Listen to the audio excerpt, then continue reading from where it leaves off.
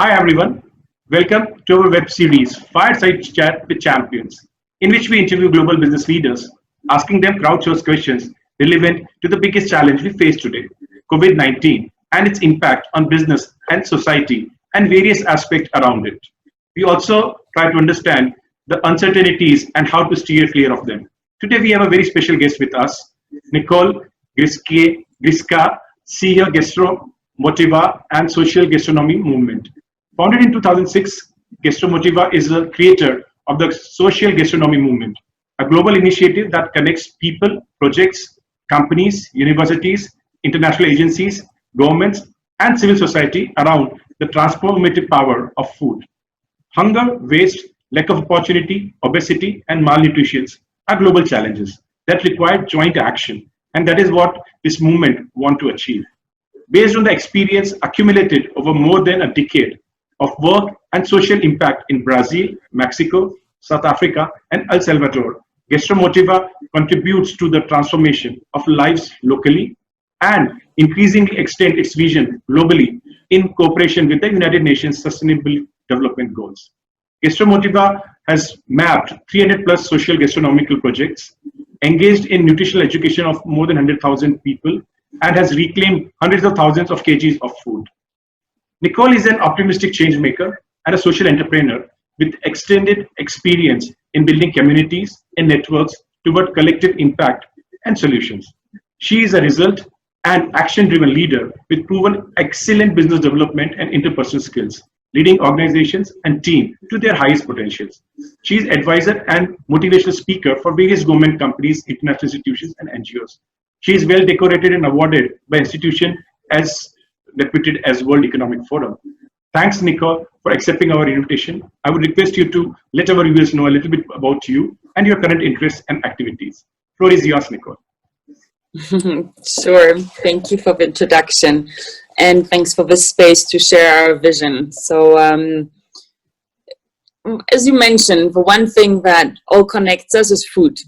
And so what we basically did is turn food into a solution rather than a problem, because food can be used for and against positive change.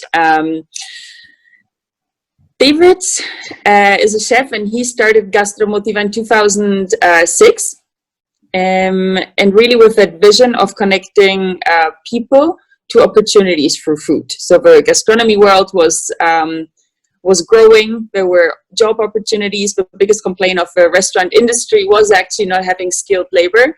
And so he back then saw this opportunity entering the first favela, that there's just a disconnect between these two realities. And so building these bridges.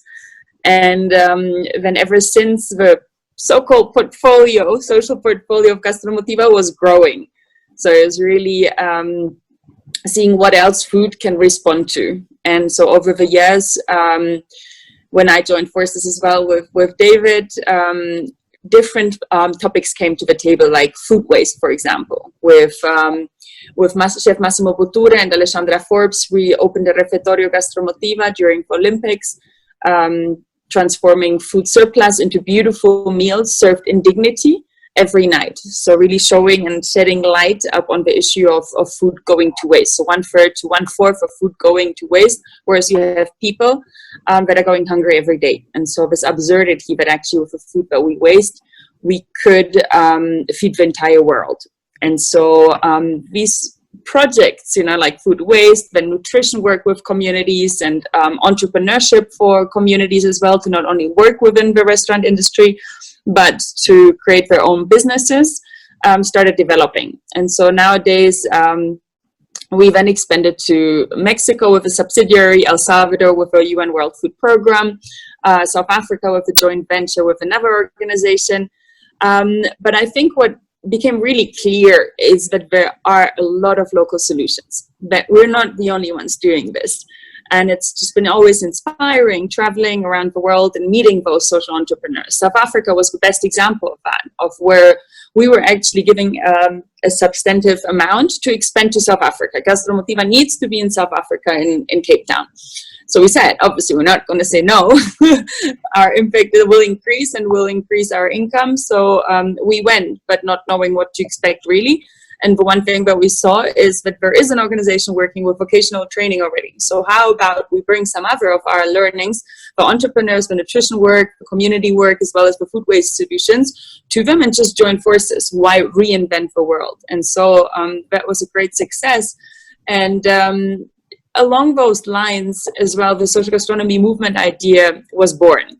So saying, we don't want to expand one organization, but if we really want to shift the system and have a more inclusive food industry, we need to work together. We need to collaborate. We need a network of organizations and stakeholders. So that got incubated in 2018 with the support of another YGL, actually, Devri, who back then was with Cargill and really believed in this idea and said all stakeholders need to be at this movement table. And so ever since, we've been growing that network. So the work of Gastromotiva continues in Latin America mainly. And the Social Gastronomy Movement is this beautiful network of local communities that are connected on a global level. Because just like the work you're doing, it's spreading best practices, ideas, solutions, a little bit of inspiration. So same thing that the Social Gastronomy Movement is intending to do, to connect those communities, create local solutions, and then scale the local solutions through the network as well. But always locally rooted, because in the end, that is what we believe will change the world. So that's a little bit of the context of what I oversee currently. That's a great articulation of how you are taking local to global, right? So you are taking local practices and taking it to global and creating a very, very, I'll say that loosely, but strongly motivated community, right, of champions who want to solve the biggest problem we face today, that's food security. And that is also actually the question which is the first question for this session. If you see that you talked about World Food Program, the World Food Program says that actually we'll be seeing a famine-like situation pretty soon because of COVID. We are seeing that the distribution of the food is getting totally disrupted because of broken supply chains. So you are having a scenario where you are having close to 800 million people before COVID who were going to bed without 2 square meals. That is going to increase to close to 110 to 120 million people, right? Sorry, 1,200 million people who would be actually hungry people. That makes us to rethink that do we need something to change in how we produce food, how we consume food, how we process food. So currently from 7.2 billion, if next 30, 40 years, we have to feed 2 billion more people, how do you see COVID impacting the food security and the ecosystem around the food? Mm-hmm. Scary numbers indeed, especially with the progress that has been made in the last years. But progress was made with an unsustainable system. And so what's becoming ever more evident throughout the COVID crisis now is the gaps in the system. And I think that became very evident. You saw images from the developing world where people were going to supermarkets and there was nothing but supermarkets. So that feeling of not having access to, I think, and I hope, creates a new consciousness around it as well. Because the people that we work with, that we serve, have this feeling every day. They don't know if they're going to have food on their plate. They go into empty supermarket shelves all the time. And so this disconnect, I think, is one of the biggest issues in our society as such, but as well when it comes to the food system. So the disconnect, where the food comes from, how the food gets there, the whole food cycle, what happens to the food once we throw it away. So the whole food waste issue I mentioned before. So I think these topics became, like this were bubbling things, but just now with the cracks became even more evident. So the empty shelves, that the supply chains aren't sustainable, the necessity to use what you actually have in your kitchen, because we were on lockdown, so everyone was more conscious of using the whole ingredient. The consciousness of others going hungry. I think there was a lot of solidarity that I saw emerging as well, of people sharing their meal. And the smallest act of sharing a meal can make the biggest difference in someone's life. And so all these things started emerging. So I think there is a consciousness that was awakened of people being, oh, what happened here? And the consciousness of using food at home at its whole. So I saw a lot of, we've been working with this for many years now, and there was interest, there was a growing interest, but it wasn't yet the mass. And I felt that now more and more people were looking into more creative solutions and the not wasting. So I feel while people are going hungry, there is a community coming together to serve. And secondly, there is a greater consciousness arising slowly around the gaps in the system. And so I've been seeing a lot of people from the food systems coming together and trying to find solutions, trying to fight these numbers. So I think that would be how I see the COVID impacting the current food supply. No, that's perfectly what you said, that community needs to come together to ensure that hungry don't go to bed being hungry. So I would like to touch upon something which is pretty close to the passion you are driving, the gastronomy world, right? You've seen that the COVID has impacted restaurants across the world, right? Because of various reasons. First thing is that people don't want to touch each other. And restaurant was place of social gathering, right? So you go to restaurant to be with your friends, your family. And now actually we live in an era where we don't know for next 2 years, 5 years, 10 years, how long, right? There could be scenario where actually people would not like to go out. People would not like to go and eat with their friends, right? And be exposed to possibility of getting infected, right? Now you, someone who interact with the restaurant and the chefs and the people who work for restaurants very closely, what according to you would be those changes so that that industry can come back and at least be resilient, as well as what are the challenges in doing that, and what according to you would be the solution going forward if we still stick to the social distancing norms and we don't want food to be touched by too many people. So how do you see restaurants working out this problem which they are facing today? Well, like many entrepreneurs had to reinvent themselves. So that definitely is the industry that was most hit and is still hit. And like you're saying, it needs even more reinvention. I think what happened, what we observed is the reinvention of going from in-house to takeout. So many restaurants didn't have takeout yet or didn't have the products to go into takeout. And so had to readjust and create takeouts. And I think that was already a tendency that was happening, but was accelerated by COVID. So very quickly, the restaurants had to step into bringing home to people to bringing food to people at home. So you saw fine dinings that out of a sudden didn't do fine dining, but more simple food that was distributed. They still started doing takeouts, but even there they reinvented the food they would serve. There are a lot of tendencies now post sort of a lockdowns where people are, are skeptical of going out and much more cautious. Our habits have changed.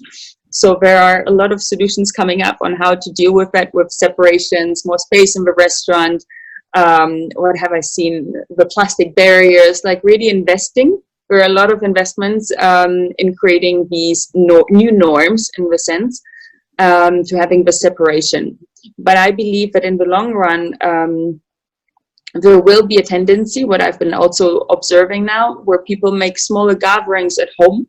So now we don't need to be alone in isolation, but you're with your trusted network at home. And so they bring either a cook home or they bring catering at home. So I think it's more of shifting towards the norms. But I don't think that we're going to see restaurants pop full like we did see in the past anytime soon. So I think the industry is still recovering. The industry is still trying to reinvent and see how the restaurant business from the future is going to look like. There are actually a lot of debates and discussions currently happening around that, and very different opinions around it as well. So continuing the same topic from restaurant, let's move to you being someone who have been in food industry. The best food is actually the street food, right? So whether you are in any part of the world, if you have not tasted the local delicacies on a street side, you won't have the right taste of the local communities. How do you see those surviving? Because if you see countries like Indonesia, or whether we go to Madagascar, or even in Lebanon, you find that there is a lot of street food, and there actually the social distancing is next to impossible. And they are now being forced, even in India, right? They are now being forced not to operate. So how do you see them finding the new pivot where actually still they can be relevant, because they only know one thing: make good food, right? And from someone who have been in industry, what would be your advice to those street vendors that they should do to survive the challenges of COVID? Mm-hmm. Well, I think there's a part of professionalization that's going to be very important now. Like part of the work that Gastromotiva does, for example, with the food entrepreneurs work, and this was already prior to COVID, but was professionalizing those entrepreneurs and saying this, like food entrepreneurship in poor communities is one of the biggest revenue streams, actually. It's food and hairdressers. Fun fact. But so how do we make it more sustainable? Because oftentimes what we see as well, that the small micro entrepreneurs, they don't know how to separate their personal finances from their food financing, how to market their food, the hygiene behind preparing food, a big issue in Mexico where we're operating as well. So the basic sort of education and professionalization of such entrepreneurs can make a big difference. And I think now ever more it becomes important. You saw the big chains of restaurants very quickly, having the sanitation in place, the separation, but a small entrepreneur cannot do that. And so, especially in the streets, like you're mentioning. So I do think that a new form of professionalization and giving the knowledge to those small micro entrepreneurs is going to be key, and especially around the hygiene piece. What I've seen as well happening now in Brazil, for example, we are entrepreneurs because we had previously trained those entrepreneurs, but now obviously we're losing their revenue streams, and they started to be more local. So instead of going outside of more underprivileged communities into the buzzing centers of cities, it was just a big article on cities and reinvention in the Economist as well, they stayed in their communities. And they started having new public as well. And so I think there will be shifts in where food will be consumed and finding new public. So I think there will be new centers of local consumption, let's say right with your neighbors, because there's a trust around your neighborhood as well, rather than going somewhere else. So I think that's something that I've been observing and it's been happening here. But my big advice would be the professionalization. If we can get together as an industry and support those that don't have the means in order to as well adhere those new standards that are required. No, perfectly. Like, what you have said is very, very relevant. And that was the reason actually I asked your question, because before getting into this discussion, I was going through some of the stuff you are doing. I saw you have trained thousands of entrepreneurs. Right? So I thought you will be having some solution for that, because this is a pressing problem. And this itself, the training of small food entrepreneurs can itself become a huge business, because as you rightly said, hygiene is very critical if they are able to focus on that. And that can change the way actually people perceive them. So that's very critical. And Nicole, you have been someone who have been creating communities for now nearly a decade, right? You understand communities and the social capital of communities pretty well. And communities are also very critical, especially when you are going through tough times like a pandemic, which we are seeing today. How you yourself, your community, your organization has coped up with COVID, and what would be your suggestion to the other communities, how they can be more resilient in the tough times which we are seeing today? Mm-hmm. I think it's all about community. We need to get back to community. I think what happened during COVID, and in Brazil it arrived a little bit later than in Europe, for example. So we did have examples of reinvention in Europe already and how things could play out. So when it arrived here, and I recall really vividly, on March 13th, we were sitting, we lost a big partner. We were hearing the government already talking about lockdowns, and we're like, oh my God, what's going to happen? How is that going to affect our industry? How is it going to affect us? Because obviously, as a social organization, we are very concerned. And so I think the beautiful thing that I saw emerging is, yes, a moment obviously of a lot of fear, a moment of saying, oof, what's going to happen, uncertainty, but then coming back, that's what's brought us forward in challenging times in the past already as well, is resilience and just looking positively into the future. And so what happened is, okay, regaining that confidence, we started reinventing and seeing, okay, let's not think about us, but let's think mainly about who we need to serve. you touched upon food insecurity increasing. That literally in Brazil, from one day to another, you could see that happening. And so how can we serve those that we were already at service? And that's where Gastromotiva, because we couldn't do our physical courses to train people to work in the industry. And the industry, the last thing they needed is more staff, actually. And so clearly our model was irrelevant from one day to another. And so we started building with those entrepreneurs that I mentioned before, that now were without a revenue stream going back to their communities where people were facing a lot of hunger. One of these entrepreneurs, Milena, contacted David actually and said, I want to serve people in my local community. What can I do? How can you help? And so that's where it clicked. And together with the team, we came up with the Solidarity Kitchens. So with Solidarity Kitchens, basically we empower the entrepreneurs that are already community-based, bring them food and a sort of basic kit to become a Solidarity Kitchen. And every day, depending on the kitchen size that they have, they will serve between 100 to 800 meals to very, very local communities, so to their neighborhood, taking care of those that are the closest. At the same time, they're guaranteed a minimum salary as well for themselves to have livelihood for them and their families. And so this work we've been testing in 3 different cities in Brazil, and it's worked wonders. Really, creating this wave of sort of multipliers, people wanting to opening up their kitchens and serving who's around. I do believe that it also created a wave of individuals that are not necessarily cooks, but started cooking, and even if it's just a few meals, right? Just like I mentioned, the smallest act of sharing your meal can make the biggest difference in somebody's life. And it's not only about the food, it's also about the hope. Food is hope, food is prosperity, food is something that, warms your heart and your soul. So in these dark times, to having that warm meal from someone that prepared it with love, gives yes food, but it also gives that hope, that spark of hope for the future. And so a lot of initiatives that started coming, vai dar tudo certo, everything will be fine. So they started on these food packages, writing just kind messages to people. And so I see this wave of solidarity happening. Yes, Gastromotiva doing the Solidarity Kitchen, but as well other organizations, chefs coming together and collaborating and using their kitchens that aren't being used right now because they're not serving, to cook meals for people in need. And so this has been tremendous to see. And for us, just this reinvention, saying, okay, we need to continue being at service. So the Solidarity Kitchens came up. They're going to be expanded to Mexico now as well.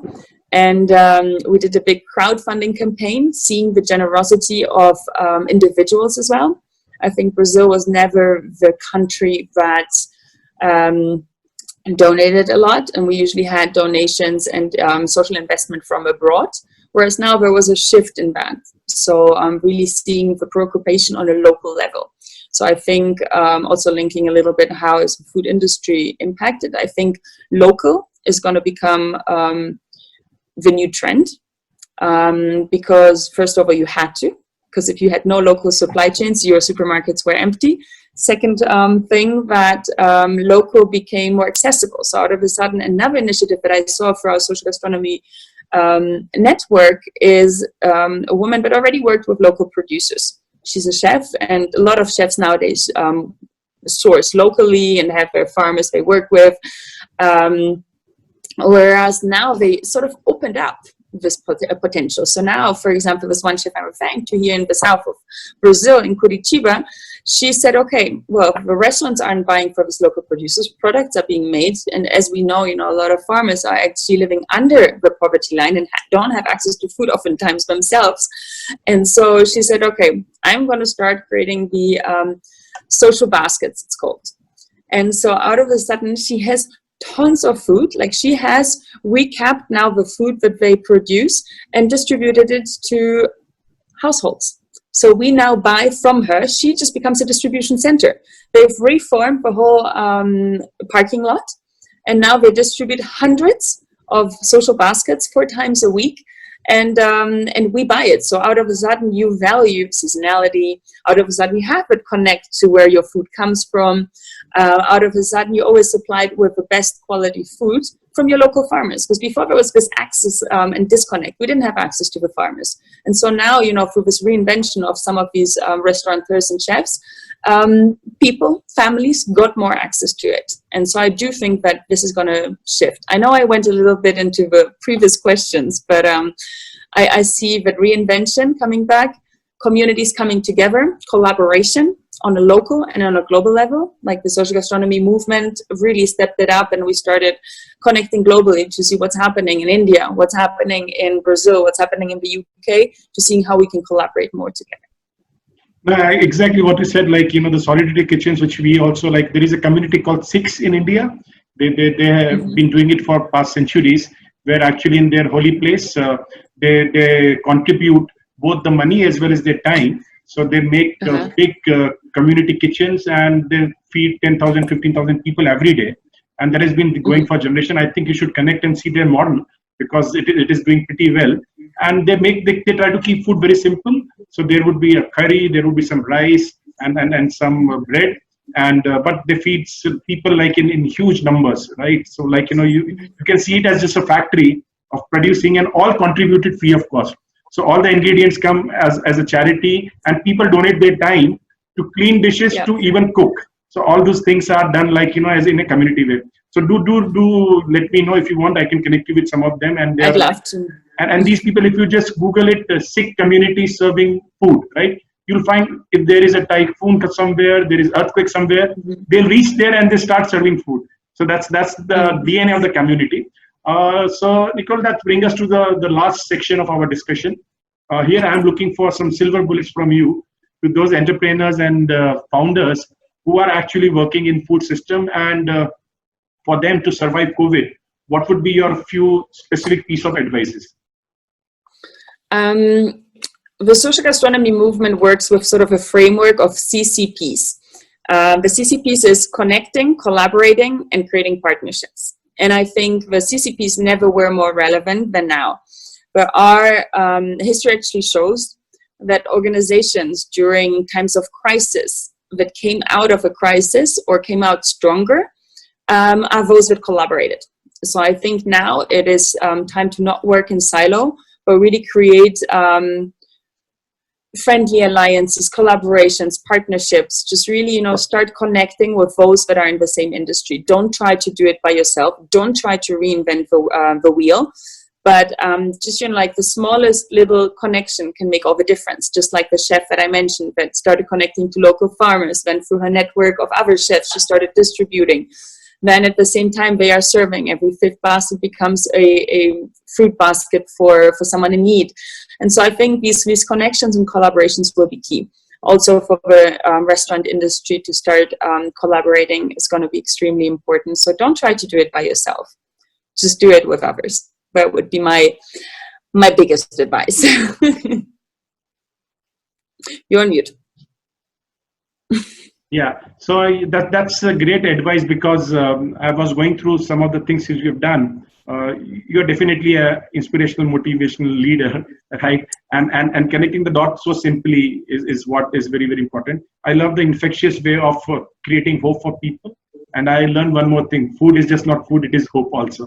So Nicole, thanks a lot for giving your time.